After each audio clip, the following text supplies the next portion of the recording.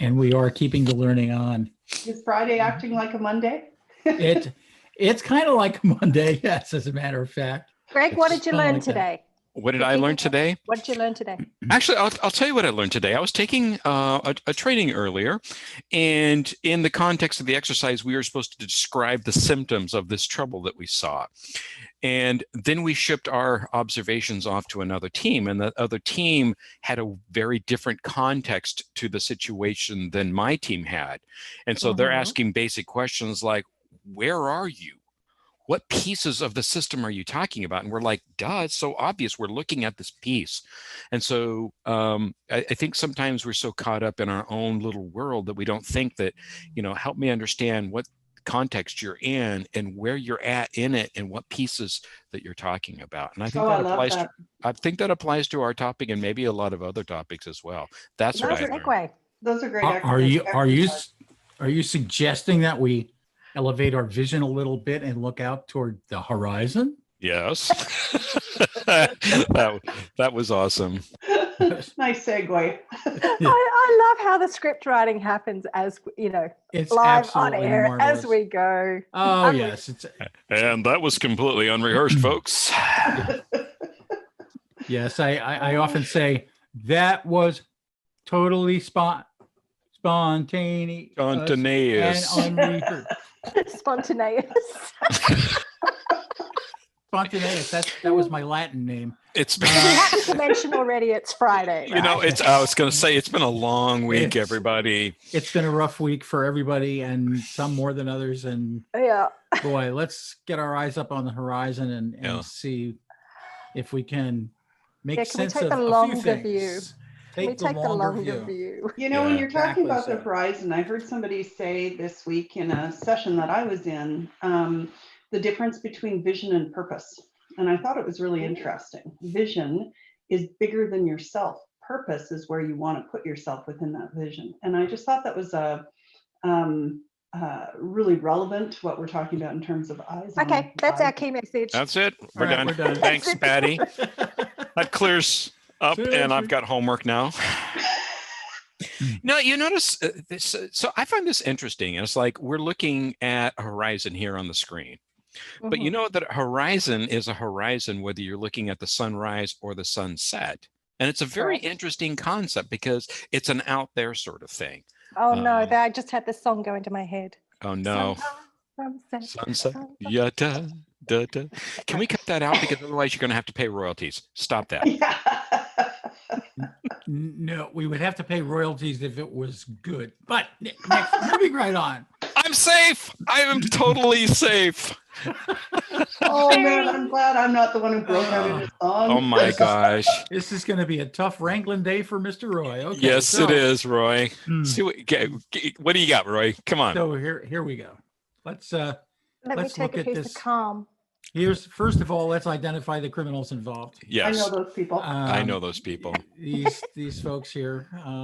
Can I just point out that Simone with mud scattered about her automobile, that's an awesome picture, I got to tell you. That is. Thank you. Yeah, that was an awesome day. That was actually one of, it was just so, it was actually about horizons. We were traveling.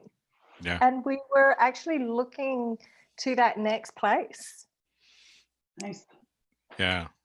We were looking to where we wanted to be. Did you see the chalk horse while you were there? Hey. Actually, I did. In fact, I ran all over that hill. There you go. In the cold with the sheep. With the sheep. And the mud. Moving on. Yes. Got to hug the stones. So in case you haven't figured it out yet, and apparently you haven't, this episode is called Eyes on the Horizon. And what we're going to talk about is that thing out there that you orient yourself by, you look toward, you see in the distance. And sometimes you have to overlook things that are in the middle. If you're on a stormy sea, you still have to look for the horizon. If you want to navigate, you have to find that constant line. Painters, two of these folks here are painters. Will generate a horizon in the painting, right? You determine where that line is going to be to orient the rest of the painting, what's above it, what's below it. And William Makepeace Thackeray. What a great middle name. How do you have a middle name like Makepeace? Yeah. I love it. That's a tough name to live up to, isn't it? No Though? kidding. Wow. Didn't fight Like- a lot as a child. Like when he's 8 years old and storming into his room, it's like, now you make peace, young That's man. it. That's exactly right. It's a tough name to live Yeah. up to. So, but he says, don't be in a hurry to succeed. In other words, don't look too closely at what's right in front of you. Look a little farther into the distance. Make the horizon your goal, and it will always be ahead of you. Right? That's What's a funny the end thing game, about. man? Like what's down further, but it's also important. Like pilots do this, right? They navigate toward the horizon. When they can't, though, Pilots, you say. Pilots, you say, look at that. But when they can't, so my dad was a pilot. He had a little 4-seater Cessna 182, and one of the things you always need to do if you are going to do any night flying or flying when the weather isn't absolutely gorgeous, you need to maybe focus on getting some instrumentation and your instrumentation training. So instrumentation training. Did you hear that? Yes, that was good. Yeah, that was beautiful. Won't be paying royalties on that bit. but it, so you think about, you've got to navigate to the horizon, but what are your instruments? What are your instruments and what do you need? He always did a systems check when he got out. He would walk around the plane first, and then there's a whole set of systems, and you have to confirm that you've actually done your systems check. Yeah. So in my one and only, actually there's 2 lessons. I took a pilot lesson in a Cessna 172, I believe it was. I think it's a 2-seater of a similar plane. And the would-be instructor, he taught me the 3 most useless things in aviation, which can be debated, but I think it makes a point. I've actually remembered this has been maybe 20 years ago. Is elevation above you, fuel back at the hangar, and runway that's behind you, and all of those kind of talk about you find yourself in a situation. And you can't say, I wish I had more elevation so I had more time to land. You can't say, gee, I wish I had fuel back at the hangar when you're up in the air, because you got what you got. And you can't say, boy, I wish I had more runway to get up to speed to take off. And so for me, it's kind of become almost a metaphor for you're here. This is what you got. Mm-hmm. And if you wish the things were different, I wish I had this, or I wish that situation had panned out differently, or think you find yourself wishing for things that are actually quite useless. I'm here, now what? Now what do I do? That which we focus on, we intensify. This is why anybody in the uniforms, we know that we train and train and train and train, and so it becomes instinctive. There are many, many things that we train for that becomes part of our natural programming. So as certain signals or contexts turn up, we know exactly what we're going to do to deal with it, right? Right. But again, it's that part of the context, because it's part of what you are doing at that particular time. So it's not saying that you're not assessing the things that are around you. And that's really part of making sure that, you've still got your eye on the ball. You've still got the eye on the horizon. You know where you're headed. But there are activities, there are things that are happening around you that we need to manage now in order to get there. Yeah. And they're everywhere. They're your brain. They're your, that muscle memory, and that's that. And like everybody has been saying since Malcolm Gladwell came out with his book, it's about practice, right? The more practice you get, the closer you get to mastery. And so the responses, you start to be able to evaluate the difference between intuition and your reasoning brain, because you actually have created a situation where everything that can be autopilot because of your practice is already in place. Now you can focus. However, there are times when we need to actually recalibrate our autopilot, because good reference to prior episode. Yeah. Thank you. So we have, we still have this triune brain we've got to deal with. So you can argue, our crocodile brain. So I mean, the fight, flight, freeze, that is automated. right? That is Mhm. something that particular signals ping off. That is part of our muscle memory. Certain things might have frightened us as a child, and so when that turns up again in later years, it frightens us again because that's part of that muscle memory, right? The trouble with wanting to get to the rational side is this. Think of it just really basically three brains. We've got our crocodile brain, fight, flight, freeze, protects us. It's, makes us safe. Then that moves into the emotional brain. So we've still got to deal with all the chemicals flooding our system that makes us feel in a particular way, that then tells us, whether we're going to fight, we're going to run, or how to feel about something. And that gets programmed in. And it's not until we get through those two that we get to the rational thinking brain. Now, if those filters between those three brains, if there's any lag time, or if those filters are in any way need cleaning, we can't get through them fast enough, or we can't get through them at all, then we're not going to get to rationality.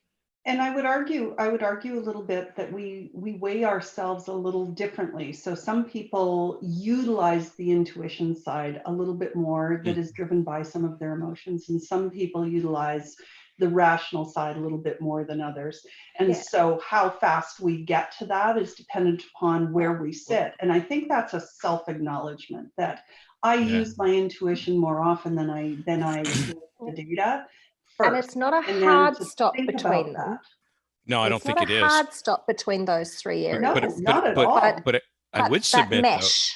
I would submit, though, that there is a certain amount of self-awareness to even recognize that this is an emotional response, or this is a analytical / rational response. And you got to weigh the two. And weigh the two. And the other is the presupposition that the way I think and process information is correct, and the way you do, because it's different than mine, is probably not right. In other words, think like me or behave like me, right? So very inward, not horizon oriented, but very inwardly focused. I think I don't think I'd fit inside your jacket. No, you would actually rock this jacket, is what you would do. So speaking of rocks and jackets. Yes. I don't know where you're going with that, Roy, but okay. No idea. Talking about horizons and talking about aviation, one of the issues that tends to pop up, especially with inexperienced pilots who lose sight of the horizon, the natural horizon outside the glass, is that they fail to pay attention to the artificial horizon, which is on their instrument panel. Right. And sometimes they wind up oriented upside down. They wind up sideways. They wind up diving when they think they're climbing, or vice versa. The ocean is a problem, right? Because sometimes the demarcation between ocean and sky is very tough to see. If you're in a cloud, if you're in a fog bank, and there are numerous stories of people who have crashed their planes because they didn't trust the instrument. They kept thinking they could see or knew where the horizon was, and in fact, they flew themselves into trouble. So being able to not only see the physical horizon, but also to trust the measurements that we've taken to tell us where we are, is something that we need to do more of. And practice and experience.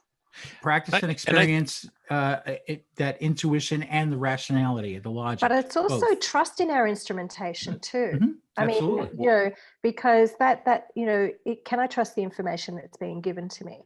And so I think there's a whole host of different knowledge sources that we're drawing on, or different data points that we're drawing on when we're making those decisions. And that's the importance of the pre-flight check, to make sure that the instruments are calibrated, recalibration. We're starting to make a lot of references to previous episodes because we're talking our way through this journey, and that's a good thing. Well, so one of the things that you said, Roy, is we don't trust our instruments, or we make conscious decisions of whether we trust them or not. If we bring that analogy closer to ourselves, in this case, our instruments tend to be other people that we trust or don't trust to give us feedback, or give us a perspective or ideas on whatever we're processing that we don't ourselves currently have. And that can be a powerful tool for aligning with the horizon. Is you say you want to go here, or you say you're going to do this, here's what I'm seeing. And that's a lot harder than being inside your own head and saying, well, I'm of course right in my thinking and right in my something that I'll forever quote Patty is, are my truths true? In other words, what I believe is true, is it true? Is it empirically true? How would I know that, right? Yeah. Okay, so answer the question. How would we know that? So listen, there's that. there's a certain amount of understanding, and like Greg said earlier, it takes a great deal of self-awareness, and self-awareness is understanding the emotional response I have to the people around me. I always have to challenge that. How am I feeling right now? And sometimes we confuse emotion with intuition.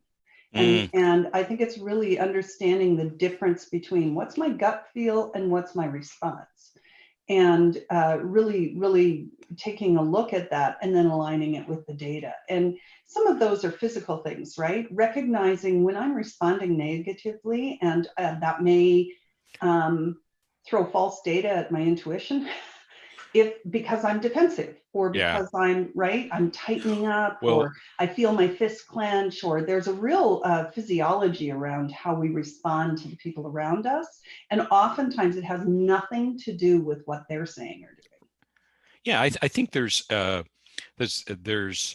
some pretty interesting things that happen in one's head. Of course, I'm not qualified to analyze such things, but just the idea that, the physical appearance of somebody, or their tone of voice, or their choice of wording, or how they speak, trigger in me that's what I heard when I was growing up. That's how this person who was not a good influence in my life. Right back to your belief system. And I feel what I felt back then, which is not necessarily in the context of this situation, right? Well said.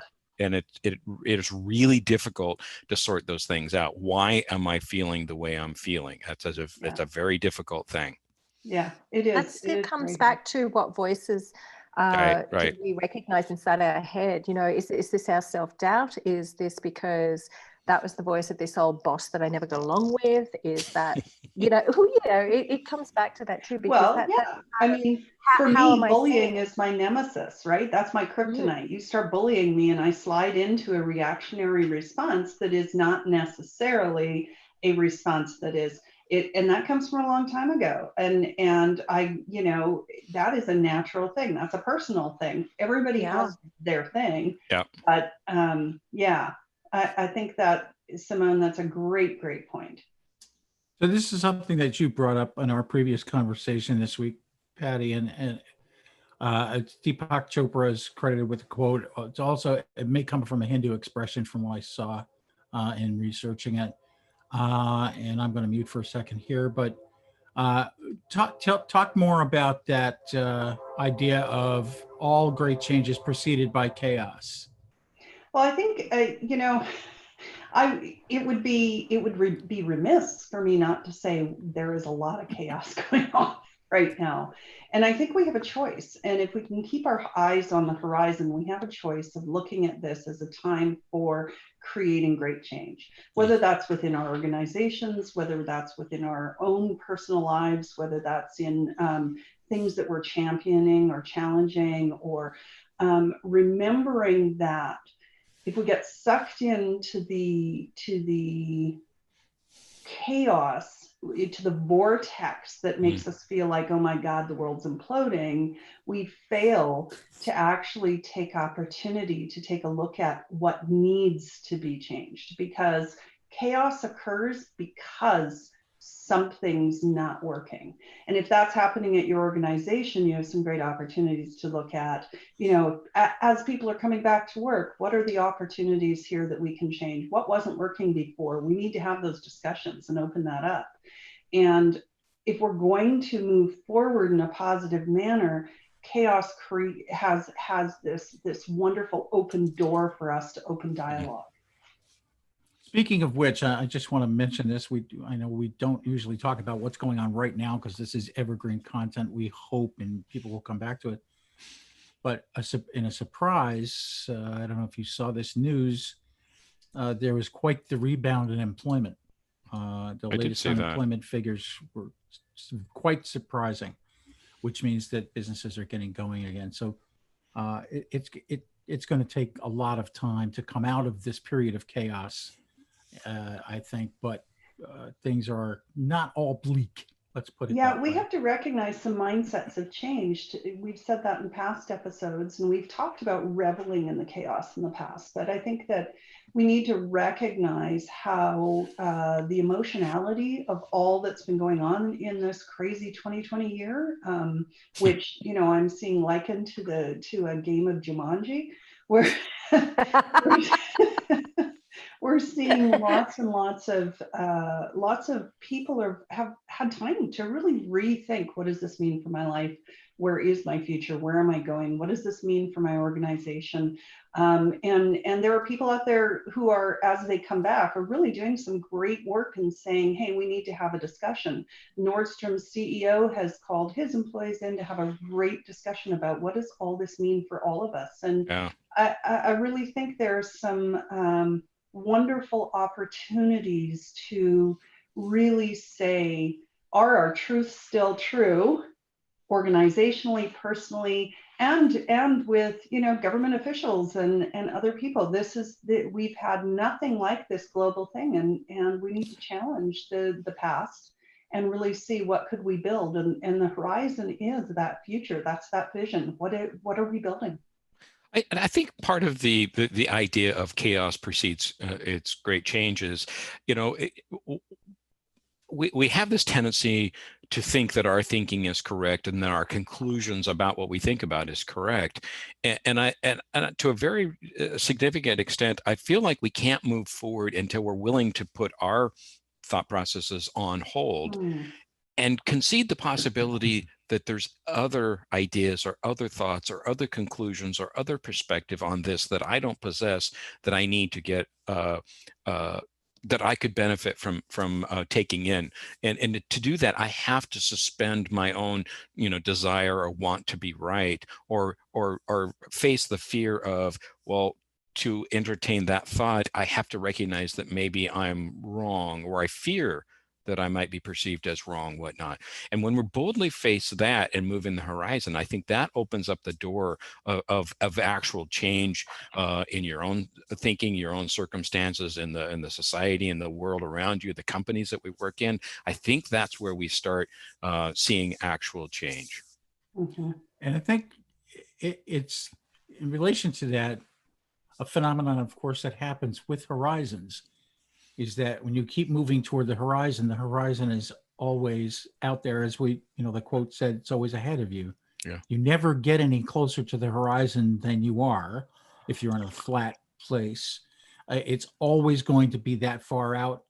And you always have that distance in between. So by moving toward the horizon, it doesn't change the distance to the horizon, but it changes your perspective. And now things are behind you that were in front of you before. Just that's that. The vision is bigger than us, and our purpose is how we fit in that vision, right? Yeah. The And I horizon, think that, the vision is bigger.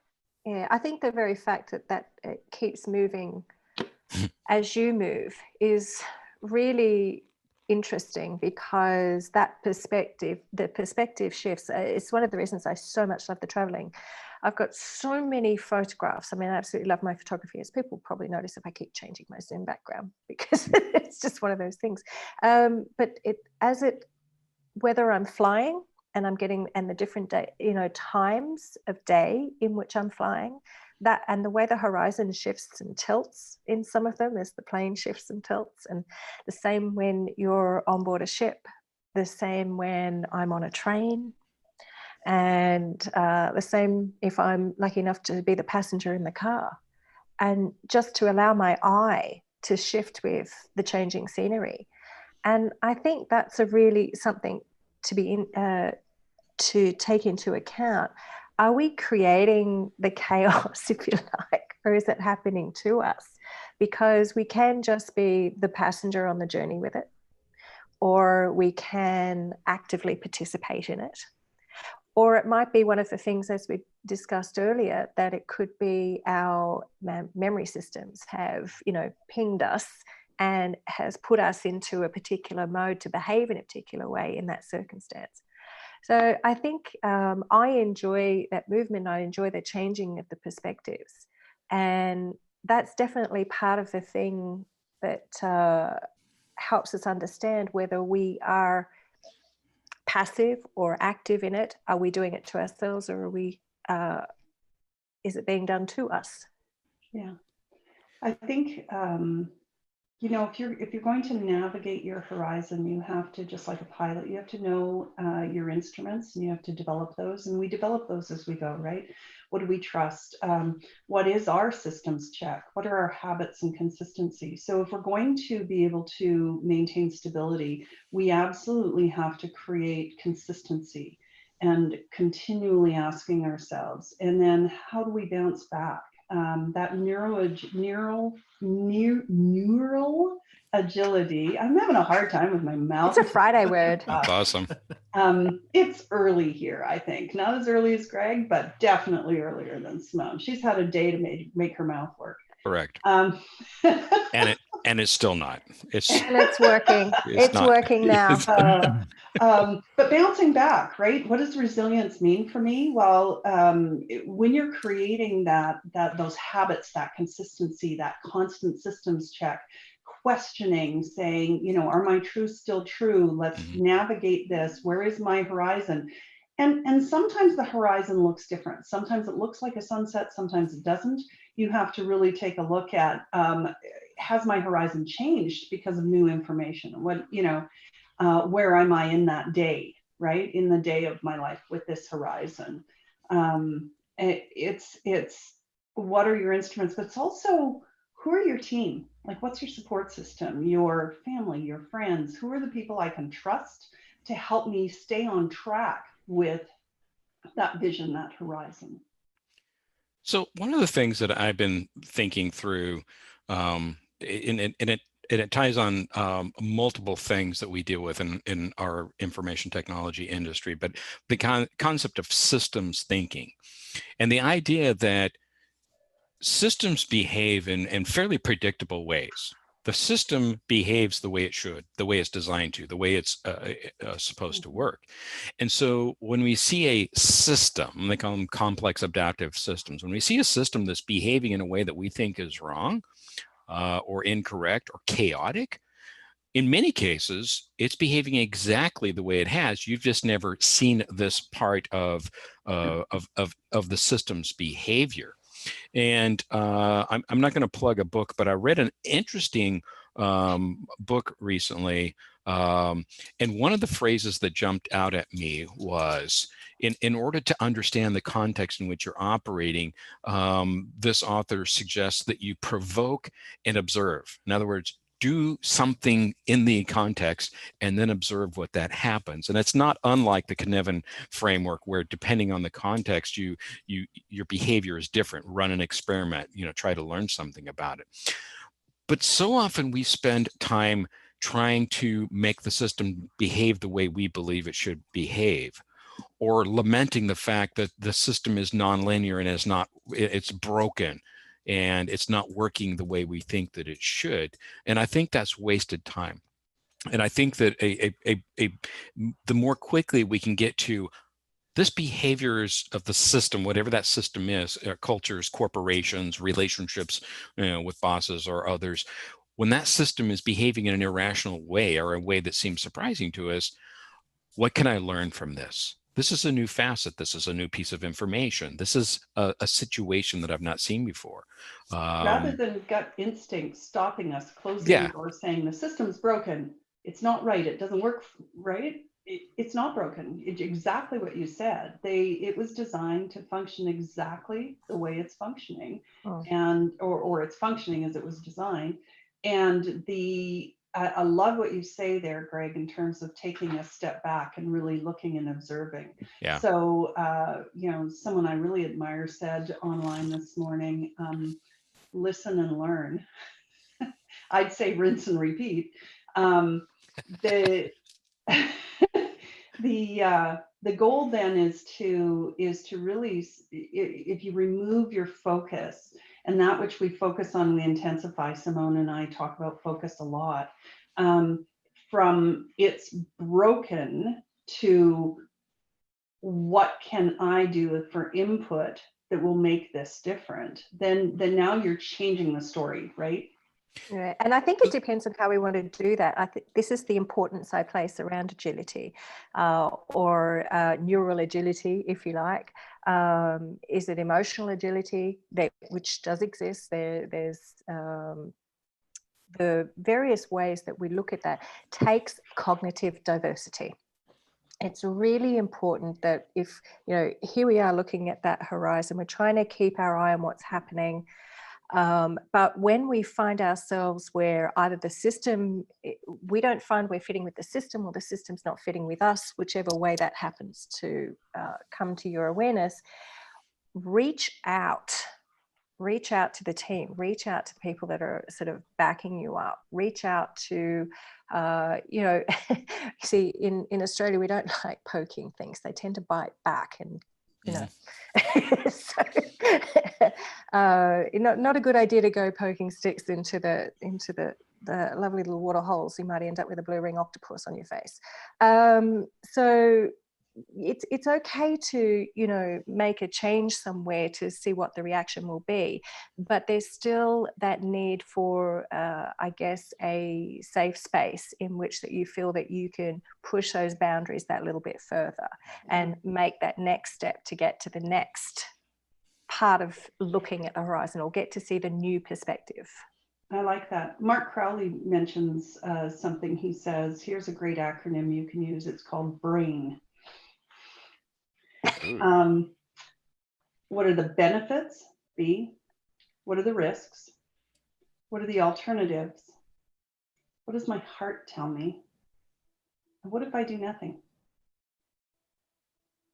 And I think if you can use that acronym, BRAIN, if you can use that acronym yourself and have the opportunity to just take a pause. We talk about the importance of the pause in the past episode. You can pause long enough to just run through that acronym first before you react, or before you take a step. Maybe not before you react, because we react instantly to some things, but before you show reaction and then take a step back and say, so what are the benefits here? What are the risks? What are the alternatives? What is my heart telling me? And then what if I don't do anything? And when you can walk through some of those steps, it kind of helps you center yourself. And I think that's the important thing of being able to get to the horizon. We have to be able to stay grounded. And really another important point is that if you're looking that far ahead, remember that we're not limited. So we have to be careful of systems thinking and not getting caught too deeply in that and thinking that that's our boundary. Learning a lot from whether it be Kinevin and complex adaptive systems. I really do like the thinking that Dave Snowden does, because he throws stuff in your face that I go, huh? Okay, and then I've got to think about it and really look at what he's saying. But one of the key things is let's not, computers have a bandwidth. The human brain doesn't. So we've got to be careful that we have horizons that are unlimited. And I think know what our capacity is. Yeah, I think there is a possibility, I'll put it that way, that when we talk about systems, most IT-ish persons are thinking about technical systems, nuts, bolts, wires, pliers, on, off, up, down, whatever. But when we talk about systems in a culture, in a corporation, or in relationships, part of the system is emotional responses. And so if you just take a simple relationship, me and one other person, how I feel or think or respond in any given situation has virtually an unlimited number of possibilities. Combine that with somebody else's virtually unlimited, and there's the number of combinations and permutations are astronomical. Add another person, or 100 persons, or 1,000 persons in your organization, and you have an incredibly complex instrument system that has, we would argue, if we could understand it, which we won't, if we could understand it, it has predictable outcomes. But because we can't, because it's incredibly too complex, is we have to do things like sense making, like, okay, we tried this and this happened. So what does that tell us? What can we learn about that? And I think we can also do that about ourselves. Yes, in these kind of situations, I react like this, or I think like this, or I feel like this. What does that mean? Right. But it's also like we've used each other in other conversations to help understand something, you know, whether it's just to bounce an idea or, you know, when we talk to each other offline about something, it's trying to understand.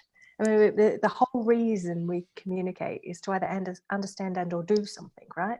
Or And the we alternative, need to take because we run advantage. into people in that system whose idea and questioning and stuff is on occasion to Different. say, nay, nay, listen to me, nay, nay, no, no. And I think that we have to recognize that. You hear a lot about you have to be a good coach as a leader, right? You have to be a good coach, but the best leaders, the best coaches in leadership are those who coach themselves first, and they're willing to ask the hard questions. Right? I would agree with that. Yeah. So, you know, when you said that part, it kind of triggered a thought is there frequently is a presumption, not everybody has this, I do, a presumption that everybody either is acting in altruistic terms or should be. In other words, if somebody is behaving badly, as defined by me or society at large, then they should, one, be aware that they're behaving badly, and two, they should feel bad about that and decide for themselves that they should change that behavior to some more beneficial means. And that's not necessarily the case. There are people who are bad actors for whatever reason.